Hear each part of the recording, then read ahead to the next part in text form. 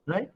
They prepare it and they send it to local shipping agent, because sometimes ship come to the country faster than the documents. When the ship comes in, after 7 days, customs or the port authority start taking penal charges. That's called demurrage charges, holding goods, fees for holding goods, right? So what happens, since the original document set is not there, which has not come into the bank, the shipping agent will bring the copy documents to the bank and say, this is the document, original will come later, but this is the document, similar document. Now, these goods are assigned to the bank. It comes under my name, right? Though it is Mr. A's good, it comes to the bank and bank's responsibility. So I will give out the title. I will tell the shipper, okay, you take out the goods. Once the original documents comes in, we will honor the payment, right? That guarantee is called shipping guarantee. By issuing shipping guarantee, we give out the title, the ownership to the shipper to release the goods to the customer, right? When the original set of documents comes in differently from the shipping or the copy documents, which is a rare case, but it can happen, right? It can happen. We are in a issue because we have given out the goods on a different set of documents, right? But we can't hold the payment, we have to pay. So without getting the original documents, based on the copy documents, we are giving out the document rights. So that guarantee is called shipping guarantee. Is the shipping guarantee clear now? Clear, sir. Right. What do you mean by 100% margin on shipping guarantee? If the shipping guarantee is for 1 million, we need a margin or cash deposits or facility amounts to 3 million, 3 times, because we say shipper can claim up to 3 times of the original invoice. That's why this 300% margin, because we don't know what kind of discrepancies can come in, right? So that's why it is 300% margin. So that is shipping guarantee. Then we go to custom duty guarantee. We have some products which are imported to the country for re-export. We say we bring down some raw material, add some value and re-export. So at that point of time, if you import anything, you need to pay custom duty. If it is for re-export, if we charge custom duty, then the cost will be higher.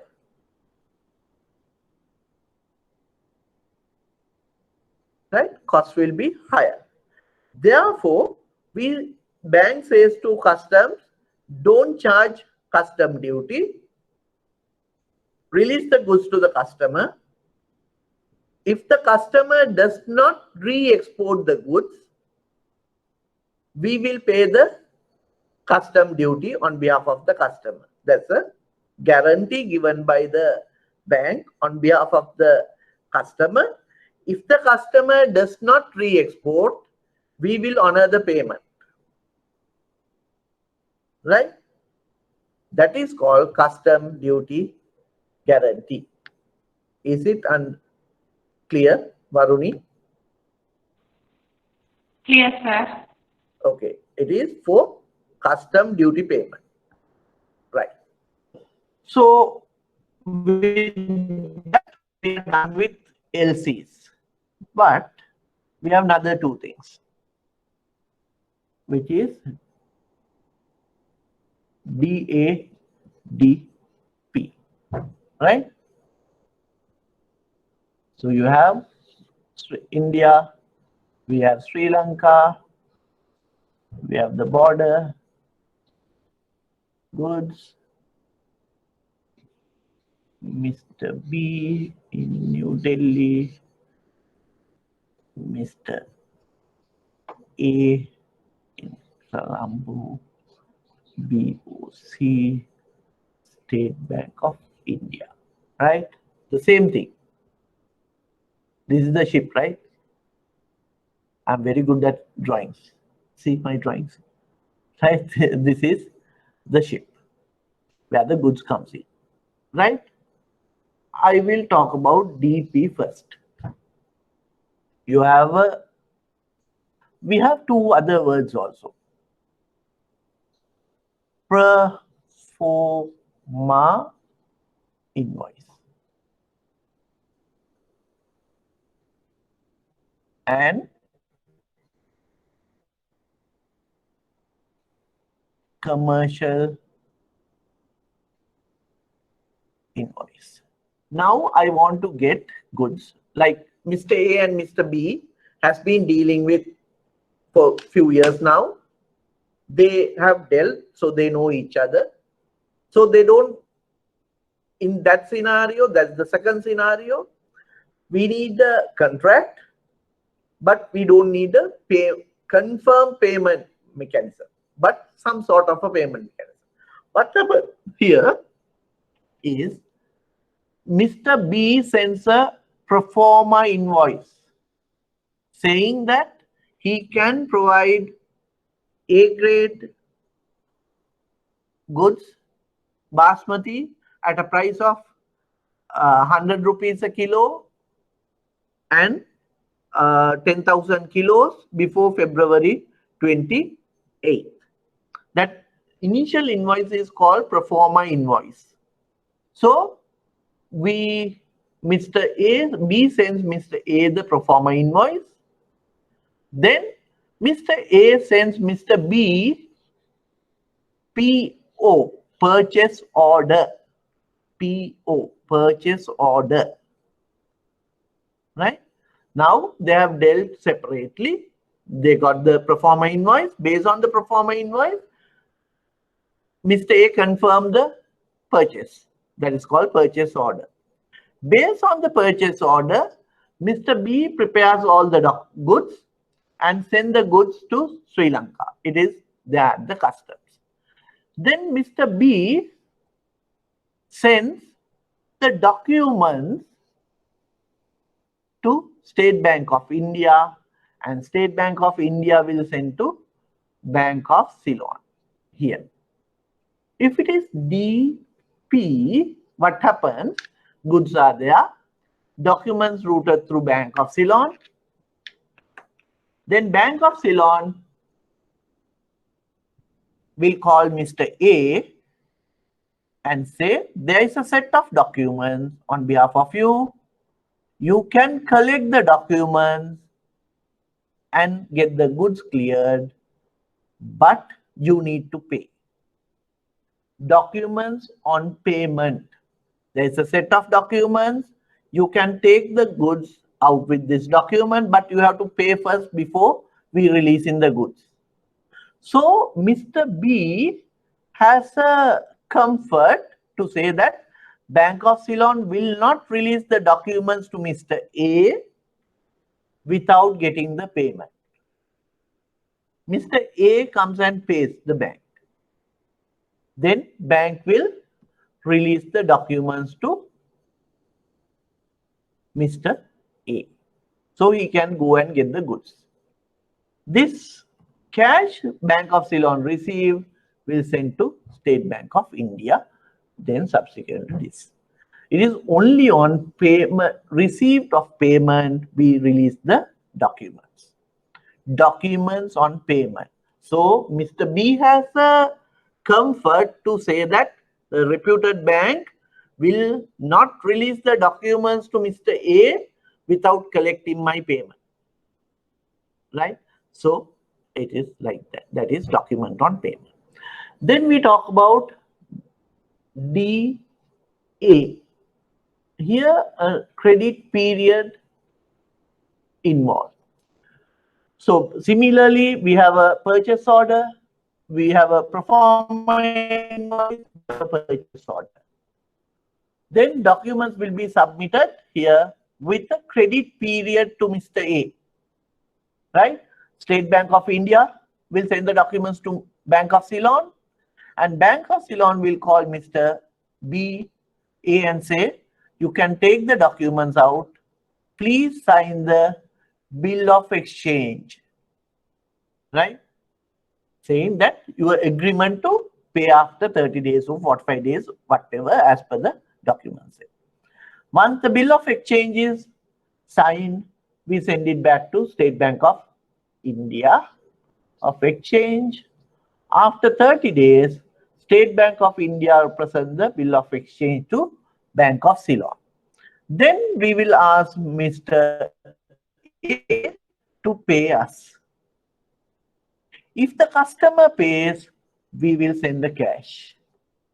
If the customer does not pay, we will not send any money. Bank is not liable to pay. Under D04, bank is not liable to pay. We act as a post box, post office rather. We get documents, deliver. If they don't receive, we can't do anything, we return. Right? We present the bill of exchange to Mr. A on the 30th day, as and when we get it from State Bank of India. If Mr. A gives me money, I will send it to State Bank of India and Mr. B.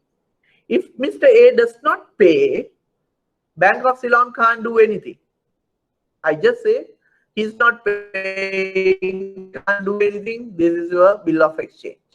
You have to deal something and get it sorted. That is DA and DP. Is it clear? DA and DP. Is it clear? That is the second column we have. First one, unknown, unaffiliated. Second one, known, affiliate, known, unaffiliated. Under that, you have DA and DP.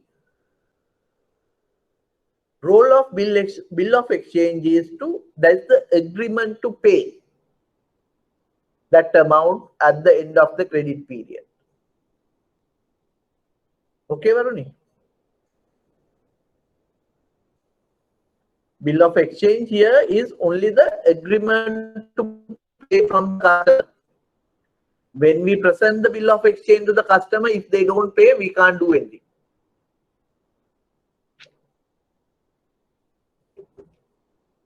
What about others?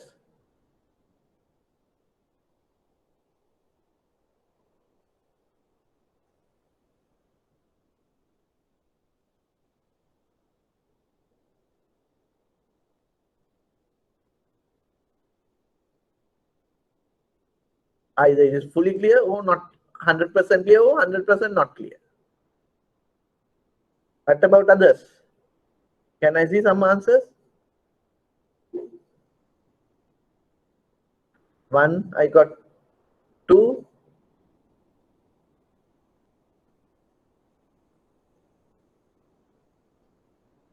Only two people?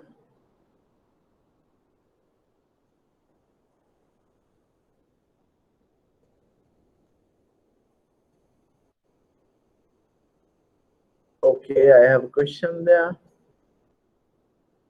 Right. Udita or Udita? I don't know. Right? Question is, line got disturbed, sir. DA stands for what? Documents on acceptance. Documents on acceptance. DA is documents on acceptance. DP is documents on payment. Is it clear?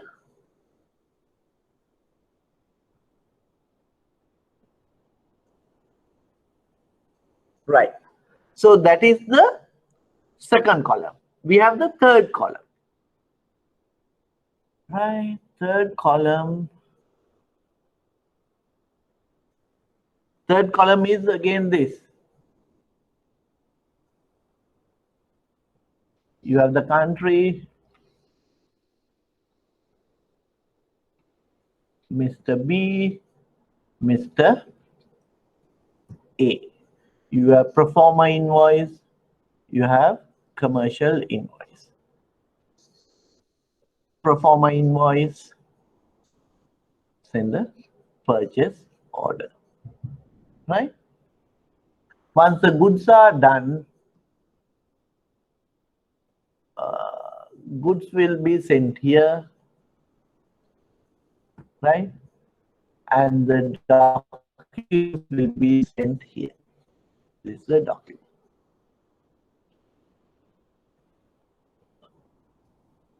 State Bank of India, BOC, does not have to do anything. This is called open account. Goods has been sent to Mr. A, customs, through customs. Now goods are here. Documents has couriered to Mr. A.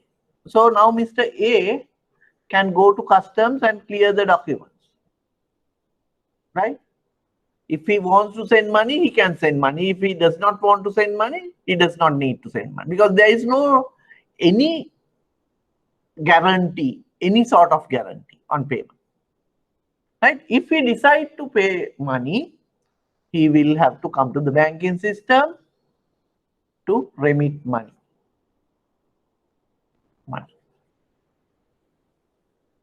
Right?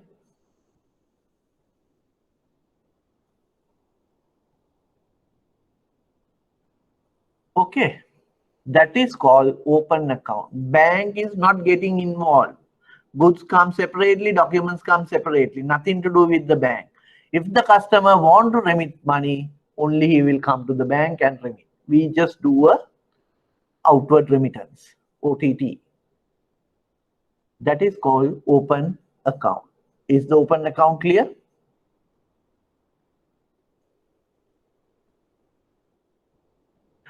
PI is pro forma invoice. Commercial invoice is what? The with the original shipping documents, the invoice they send. That is the final invoice. PI is the initial invoice. CI is the final invoice they say. Clear?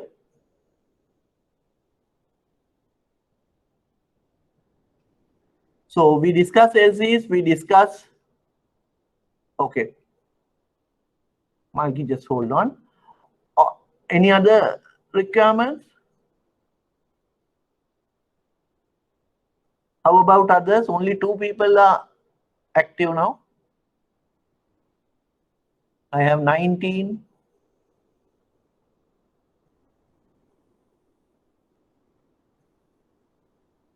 Okay, since I have 1 person who needs explanation, I'm going back to the board. Right. See, we have Mr. B and Mr. A, same way. Earlier, documents were routed through banks. In this case, once the pro forma invoice is received by Mr. A, they send a purchase order to say that you send me 10,000 kilos of goods. Then the goods are shipped and the document set is sent directly to Mr. A via courier, right? So when Mr. A gets the documents, which is the title to the goods at the customs, they can go to the customs, get the goods released, go and sell. So payment is at the mercy of Mr. A. Mr. A can pay or he does not need to pay. That is their problem. Bank does not involve at all. If Mr. A want to pay, Mr. A goes to Bank of Ceylon and say, this is the invoice, I got my documents down, this is the payment I need to make. So Bank of Ceylon will do a OTT, outward remittance, for how much? 10,000 into 100, something like this. They will make a outward remittance. So bank does, this is very risky. If both parties are well known, normally it is affiliated companies we do this, but at the moment even unknown parties are doing this, because LCs we charge 0.25% commission per quarter, right? DADP, it is very small flat fees. Here we don't pay any, we don't charge anything, OTT charges only. Okay, who? Malki, is it clear?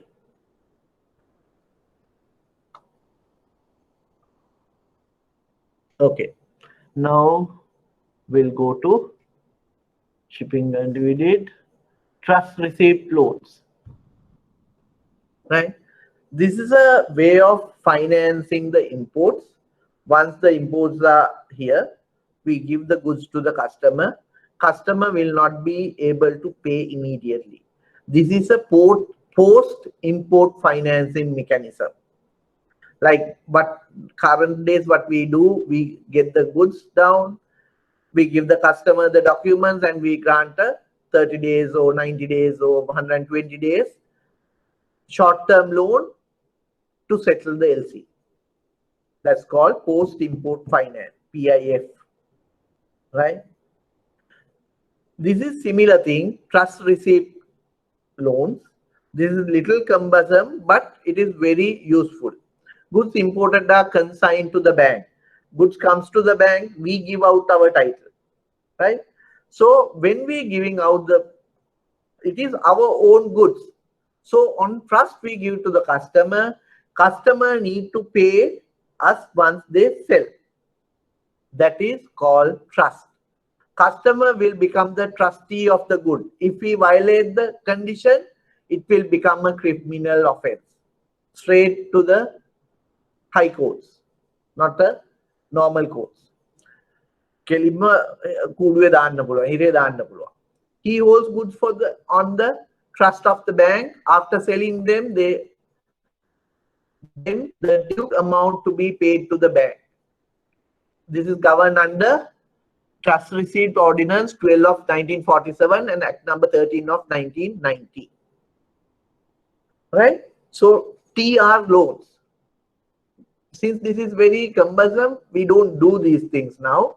We do easy mortgage-backed facilities. But this is very critical because it is becoming a criminal offense. We get the goods, we give it to the customer on trust, he can take out, sell it and settle. If they don't settle, it is a criminal offense, right? TR loans. Exporter finance is the other side of what we spoke, right? We spoke about importing basmati from India to Sri Lanka. If you look at other way, we are in Sri Lanka, we get a import order from India for cinnamon. Now, once we get the purchase order, we need to collect the cinnamon, prepare it and ship it. We need money to prepare. That is called pre-shipment financing. We call it PCL, packing credit loans, right? We give money to buy, do whatever the value addition you need, we give that kind. So basically we finance the direct cost of the order. That is called pre-shipment financing. Once the order is done, we send it to the port and ship it to India. Then it takes another 7 days, 10 days, 15 days. During that period, we can't wait. We need money. So we take the documents to the bank again and we ask money.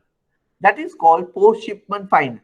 Pre-shipment before shipping the goods, post-shipment after shipping the goods. Because there is a time delay in receiving money, we get the money upfront. For that, we finance up to the GP level, sorry, not GP level, net profit level.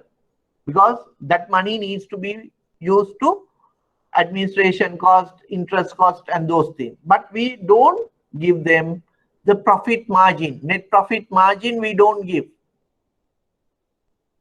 Right? If initially we say 50%, this is PCL, which is the gross profit, up to gross profit. Then we go up to net profit. We say if it is 20%, this increase up to 80%. So we discount the bill 80%, settle the PCL, the balance 30% we give it to the customer. Once the money comes in, we deduct all 80% and the interest due and give whatever the remaining to the customer. That is called pre-shipment and post-shipment financing. Is it clear? Exporters, pre-shipment and post-shipment finance. Pre-shipment means prior to shipping. We are giving money to get the order ready. One pre-shipment, then once the goods are exported, there is a time lag between export and the receiving of money. So the exporter can't wait, so we give out money. But we don't give the profit margin. We give only up to the net profit level, right? Once the money comes in, we deduct all the money we advance and the interest due and give the balance to the customer. That is pre-shipment and post-shipment. So we discuss trust TR loans, PCLs, and export bill purchase. Clear? Need any clarification? Anything? Clear, sir. What about others? Thank you, Arnie.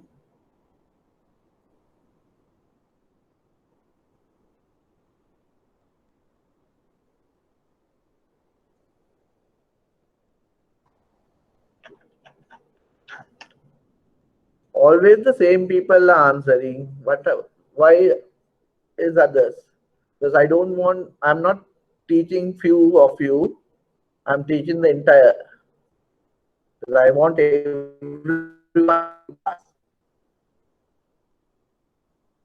I want participation, please. Right. Okay. So I got few answers. Where are we now? Export finance. Then the bank guarantees.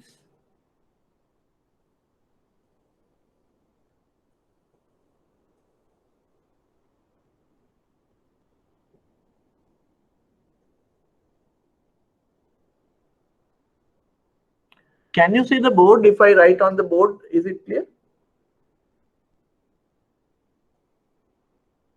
Can you see the board?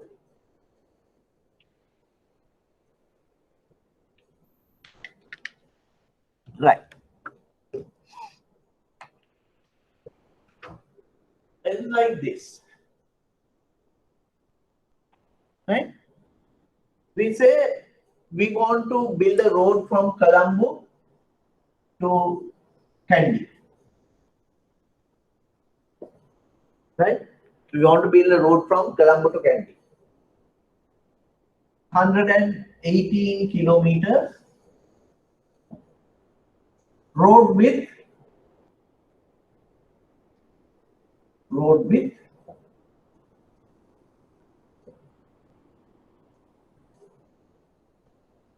11 meters.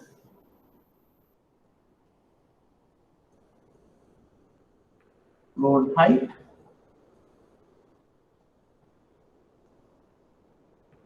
2 feet.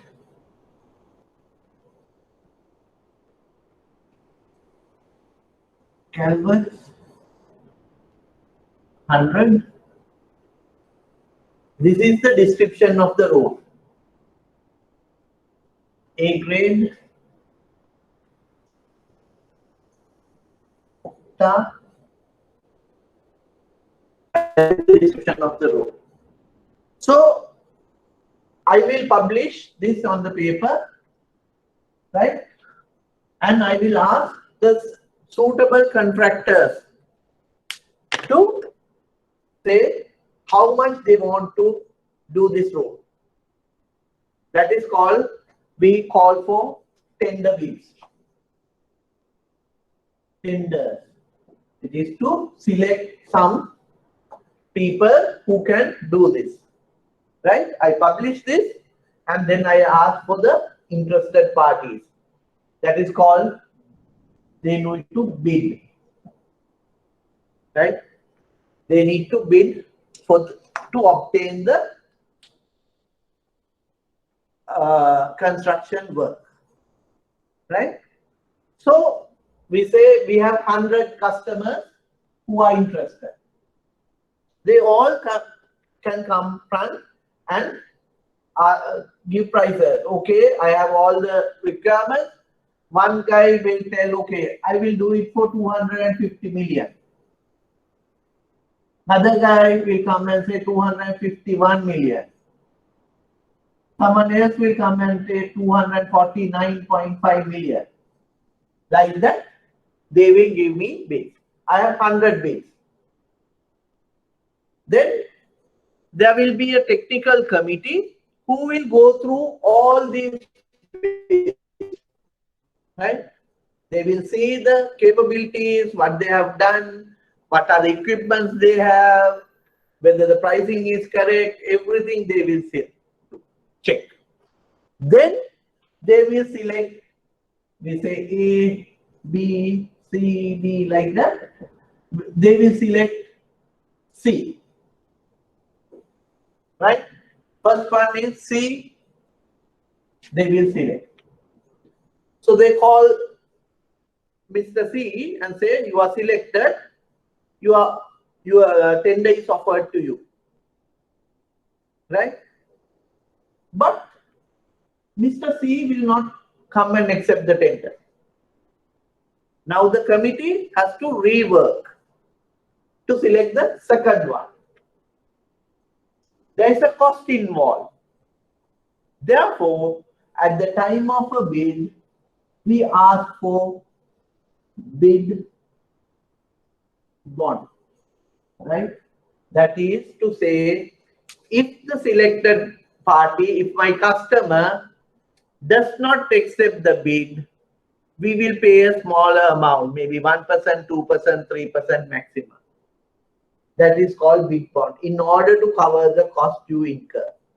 A reputed bank has to give this bid bond. So with all the bids, we need to have a bid bond to say that if my customer, if Mr. C is selected, he will accept the bid. If he does not accept the bid, we will pay this amount to you, right?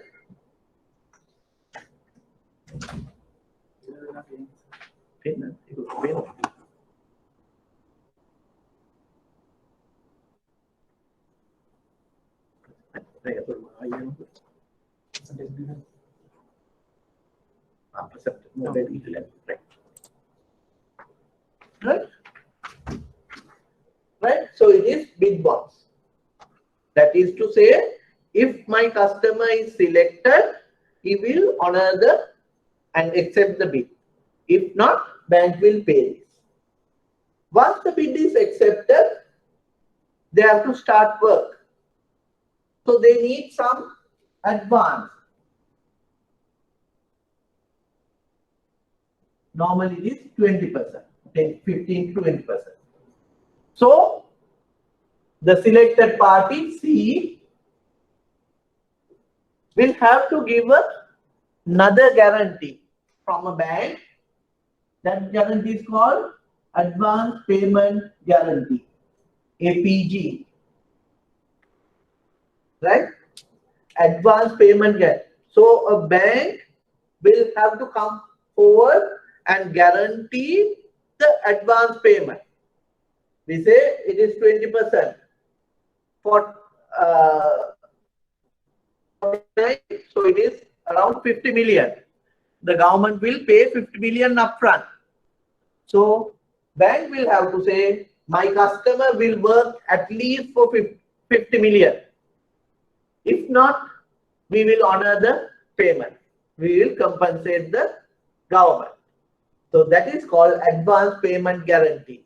Always for the advance, we will give a guarantee. Then third one is performance bond.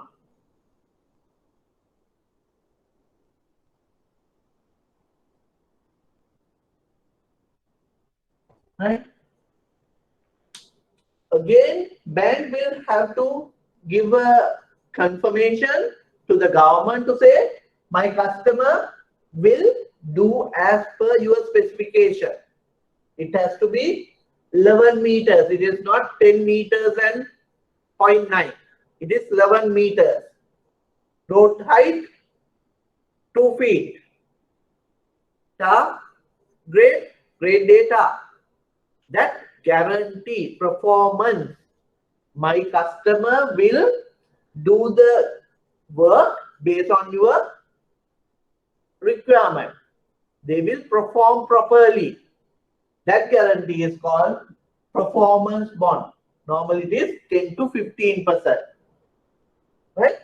So we start with the bid bond, then go for the advance payment guarantee, then performance bond. Right? Then you can see this side. So each payment, we say this customer has finished up to 50 million.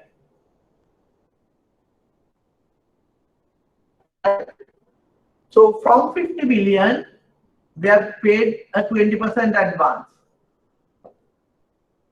That means 10 million they will deduct.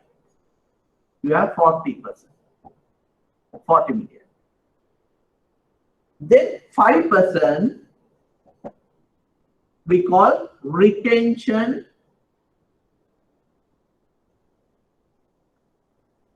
money. Retention money, which is 2.5.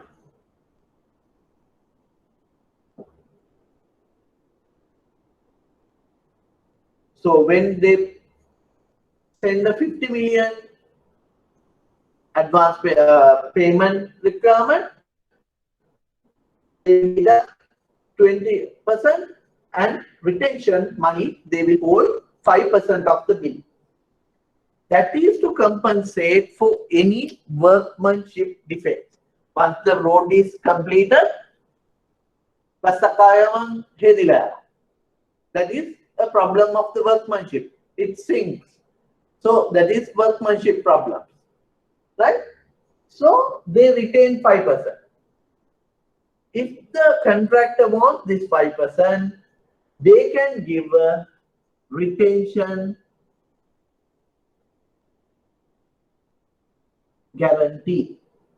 A bank will come and say, I will guarantee 5% of the total cost. Please release this money. If there is any workmanship defect, we will honor that payment. That's called retention guarantee. We have bid bonds, advance payment guarantee, performance bonds, and retention money. This is to confirm the performance.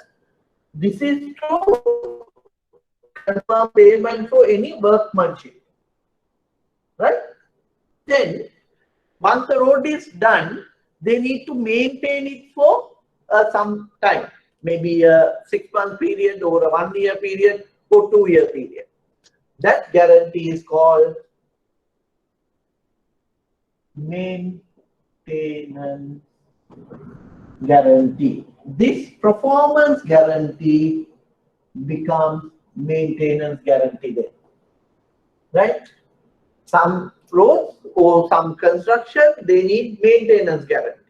Once they perform to the specifications, they will give, okay, my customer will maintain for 1-year period or 2-year period. If they don't maintain, we will honor a payment. That is called maintenance guarantee. This is the guarantee side of your trade business. Trade business is not buying and selling. This guarantee side also part of the trade business. So it can be for construction work, it can be for supply of goods, like instead of bankers want to buy 100 computers. So I call for bids. So you need bid bonds. I want to have to pay advance. Then IBSL will pay advance. For that, you have advance payment guarantee. Then all computers has to be in one standard. For that, you have a advance payment guarantee. Retention guarantee normally we don't take here, but if they are to do the maintenance, they go for maintenance guarantee. So that those guarantees applies for trading and construction both. Are you clear?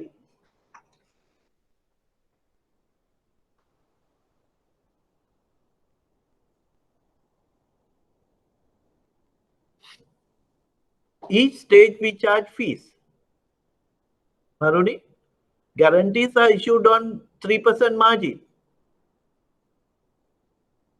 And again, guarantees, LCs are indirect advances. So we need the own capital. We will discuss capital adequacy later. It is fees, not interest, it is fees. Anyone else? Someone asked me a question about the specific percentages. There is no exact percentages, but these are few examples: 1 to 5%, 15 to 20%, 10%, like that. Retention money normally is 5%, right? Maintenance guarantee, performance guarantee convert to maintenance guarantee, that way, right? Okay. Guarantees are clear now. Can I go to the other point? At least we'll try to finish this today. Okay. Right. So asset-based financing, which is the leasing, right?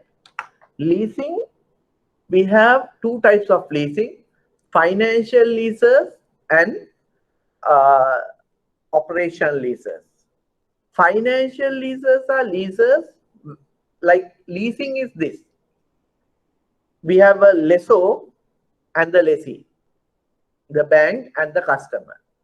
Customer, lessee, select a vehicle or equipment from a supplier for his or her use. The vehicle or the equipment is selected by the lessee or the customer for his use, right? And the lessor, the bank or the finance company, pays money and get the equipment or the vehicle for the use of the lessee or the customer. But ownership does not lie with the lessee or the customer, because money is invested by the finance company or the bank. So ownership is with the bank. The customer or the lessee is entitled to use without the ownership for a period of specific period of time by paying specific rental. At the end of the period, once he pays everything, he gets the ownership. During that period, he has the registered ownership, but the absolute ownership is with the bank. During this period, bank will get the entire money it invested and the profit they require. So we call it a fully payout lease. Financial leases are fully payout leases. Customer is entitled only to use the vehicle. Maintenance need to be done by the customer. Insurance need to be done by the customer. But customer can't come and say, no, I don't want the vehicle. They can't cancel the lease under financial leases. Financial leases are fully payout leases, where at the end of the period, bank or the financial institution get the entire money they invested in the vehicle or the machinery and the profit they require. At the end of the period, we transfer the ownership to the customer. That is called financial leases, fully payout leases. Bank can get the capital allowance and the customer can get the depreciation of the vehicle, because vehicle or the machinery is shown under customer's balance sheet. right? Then we have operating leases. Their finance company has selected vehicles and we give out, we rent out basically. So maintenance, insurance, everything needs to be done by the finance company. Customer is just paying a rent and using. At the end of the period, they will not get the ownership. And again, no ownership. And again, finance company may not get the entire capital or the money invested and the profit. We use this type of leases to rent out vehicles, take it out, give it to someone else, like that continuation. Right? So it is not fully payout leases. Lessee or the used person, the customer comes and say, no, I don't want the vehicle. So on operating leases, customer can cancel the lease at any time. Whereas financial leases, customer can't cancel the lease. So that is the difference between financial lease and operating lease. So you can go through this. A contract between lessor and the lessee for hire of a specific asset selected from the manufacturer or vendor of such an asset by the lessee, the customer. Financial lease is a contract involve payment over certain period of specific sum which in total liquidate the lessor's capital layout, the money invested, and provide him with profit. Financial leases, what I spoke to you is here. Capital allowance for the lessor and depreciation for the lessee. Do not provide maintenance services. It is a fully amortized. Lessee usually has the right to renew the lease at the expiry. Generally, financial leases cannot be cancelled. Operating lease is not a fully payout lease.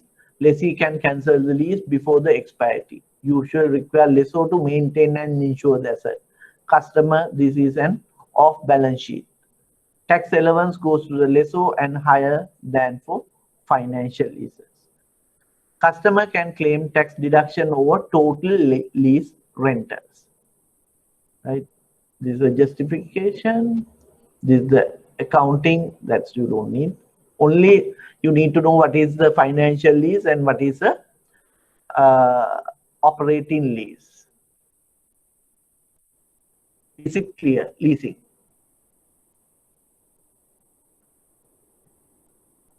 Is leasing clear?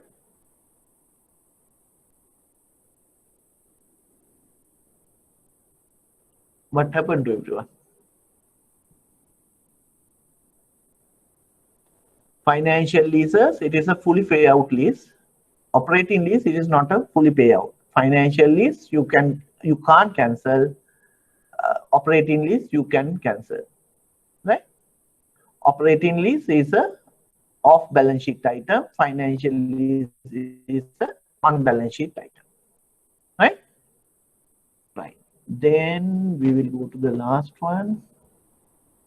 Hire purchase. Nowadays, we don't use hire purchase. That is also again similar to leasing, where customer is not having the ownership, but they can use it. The difference between lease and the hire purchase is twofold. First one, for hire purchase, VAT is not applicable. Currently, VAT is not applicable for leases as well. Therefore, you can there is no difference between hire purchase and leases. So under hire purchases, when you pay 75% of your capital, absolute ownership will not be there for the lessor. After 75% payment, it is like a mortgage. So if we can't go and repossess, that is the difference between financial lease and the hire purchase. VAT applicable for lease, here VAT is not applicable. Normally this is used for registered vehicles in the country, because VAT was applicable earlier. Now VAT is not applicable for registered vehicles. Hire purchase. You can go through this. Other financial, this is the main thing I want to discuss. Loan, project we have already discussed. Funding based on projected cash flow that we have discussed. But loan syndication, I will discuss with you today. Microfinance also we have discussed. It is like this.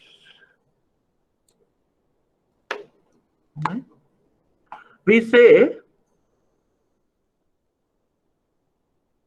hope all of you are clear on the leasing, so I'm going for the syndicate, loan syndicates. Right. So we say we have debts.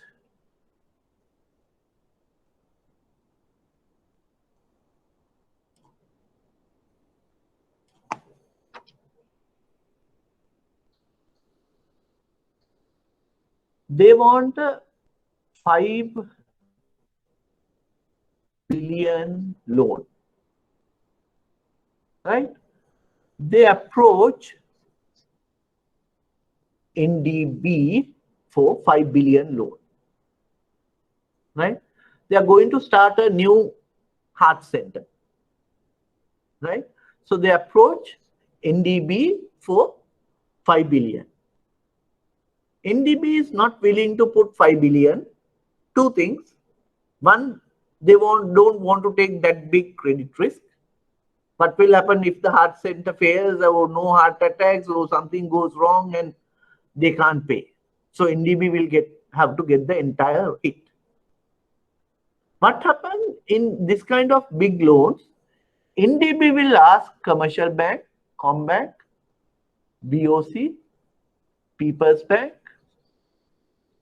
Ceylon Bank, Sampath Bank, Union Bank, will you like to participate? I have a project, good project, we need 5 billion.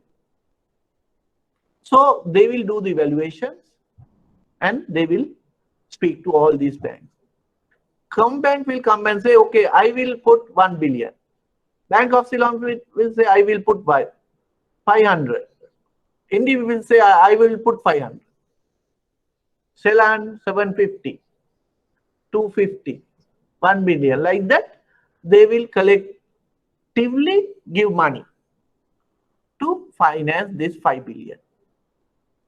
So NDB will become the arranger.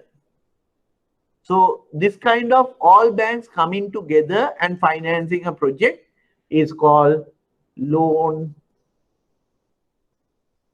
syndication or syndicated loan.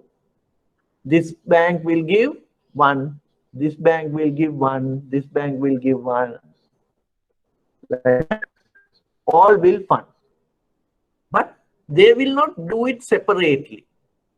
We will have only one offer letter.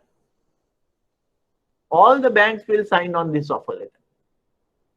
Money will go to the debtors at once. All the arrangements will be done by NDB. They will charge 1 to 2% as the arranger fee. Then this security will be held by the trustee. It can be NDB or some other bank, right? So collection will be done by NDB. Monthly collection comes to NDB. NDB will pay others using that money. Excuse me. Based on, yeah. We cannot see the screen, sir. Okay, sorry.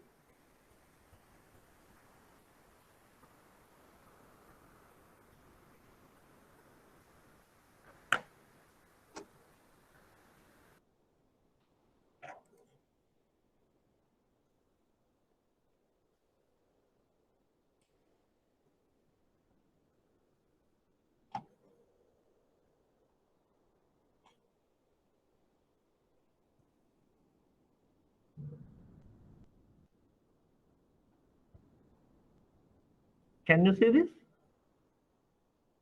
Not yet, sir.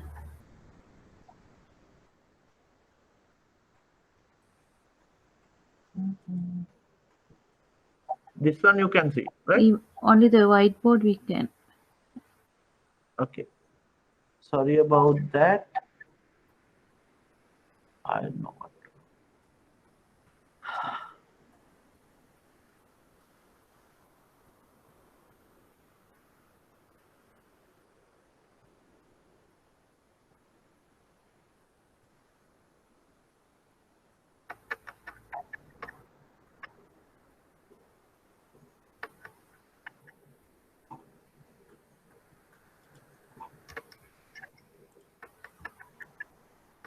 Can you see the whiteboard there? No?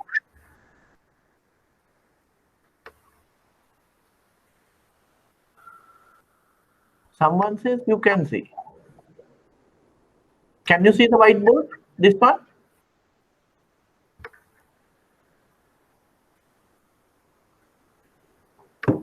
Okay. Malki says yes. Can everyone see the whiteboard? So I will write on the whiteboard. Right. Okay.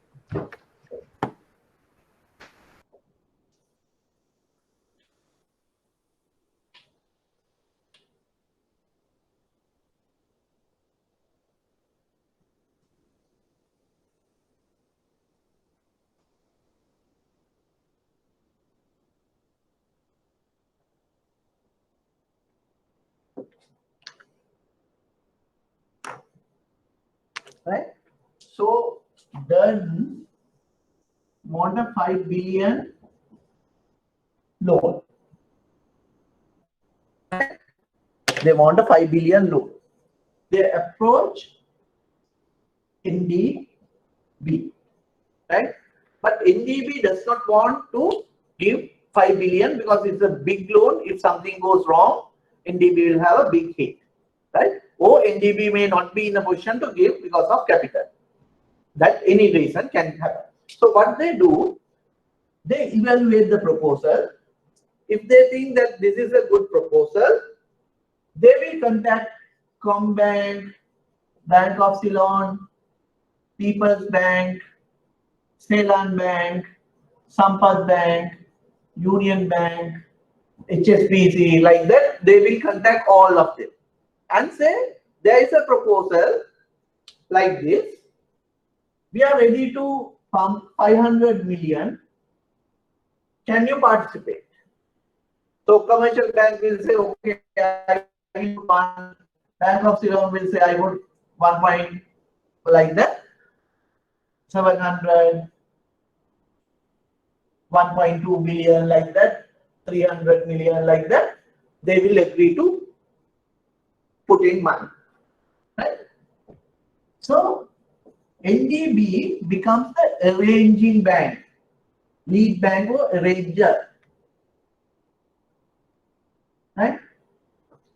So these people will not do separate evaluation. They will do a separate evaluation based on NDB's proposal. They will look at it and say, okay, we are ready to finance. So arranging bank will get everyone together. So we will have one offer letter. All the banks will sign as the lenders. Each bank will get the primary concurrent mortgage. Mortgage will be given to every bank, all the banks. So monthly collection, then will pay to NDB. Based on the capital participation, NDB will pay them, right? Each bank will not go behind Durdens to collect their money, right? They will not go behind Durdens. Durdens will be dealing with the arranger. Payments will be there, and other banks will be paid by NDB. In order to do these day-to-day activities and the arranging funds, they will charge to 2 to 3% as arranger fee, right? So on top of interest, by arranging a big loan like this, we earn other fees as well. So this kind of a loan, big loan, where the other banks also get involved, is called syndicated loan or loan syndication, right? You will have a arranger who looks after the security, will be the trustee for securities, and collection and everything will be done by them.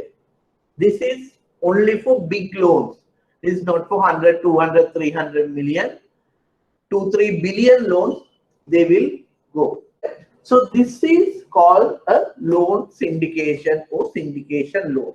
You have a arranger, and the borrower, all the banks come together to finance this, but they will not individually go and collect or pay money or anything. Everything will be done from here. If the loan goes bad, 5 billion goes bad, NDB will get a hit of 500 million. Commercial bank will get only 1 billion hit. Bank of Ceylon will get only 1 billion. People's Bank 1 billion. Ceylon 700. Sampat 1.2. And Union Bank will get 300.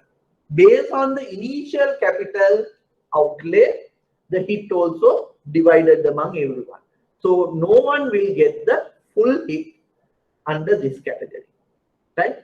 That is called loan syndication. Is it clear?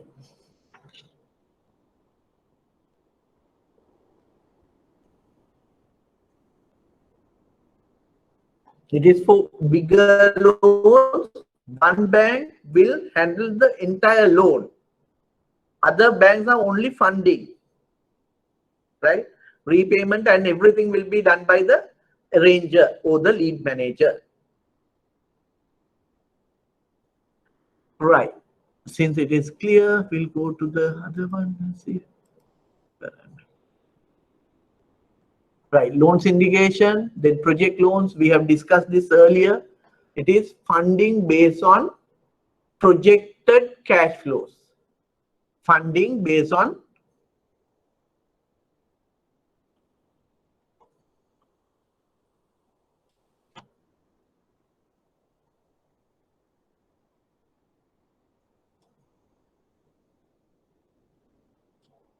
this is project loans which we have discussed earlier. It is funding based on projected cash flows with or without recourse to the customer. Then the last one is microcredit, that also we discussed in the initial stage, where we go to the grassroots level and fund. There we create groups and internal like 3 people group, one another give guarantee. These are very small loans. The borrowers themselves guarantee each other. That's called inter-C guarantee. Like 3 people, among them we get the guarantee. So all 3 needs to pay. If one is not paying, other 2 needs to come together and pay. That is called inter-C guarantee. So microcredit is that one. That's it, the lecture. Then details are given, whatever I have discussed here and beneath. It is there. You can go through this. So I covered this thing. I wanted to cover security as well, but which was not possible. So next week I will start with security, and midway I think I should be able to start the financial analysis part. Right? Both you have received, I suppose. So we will be start with security. Do you want any clarification on whatever I did today? If no clarification, I can stop now. If no, thank you.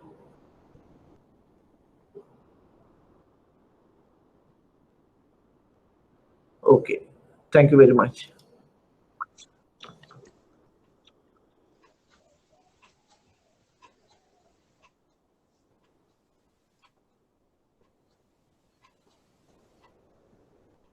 Excuse me, sir. Yes.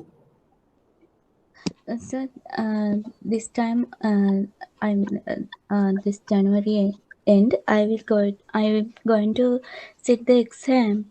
Okay. What about the exam papers? Uh, they have arranged. So you are not from this batch. You came from the previous batch. No, sir. So this is the first time you are doing. Yes, sir. So without knowing the entire syllabus, how are you going to write the paper? I thought that this class for the this exam, sir. No, this is not for this exam. This is the normal class, Okay, sir. right?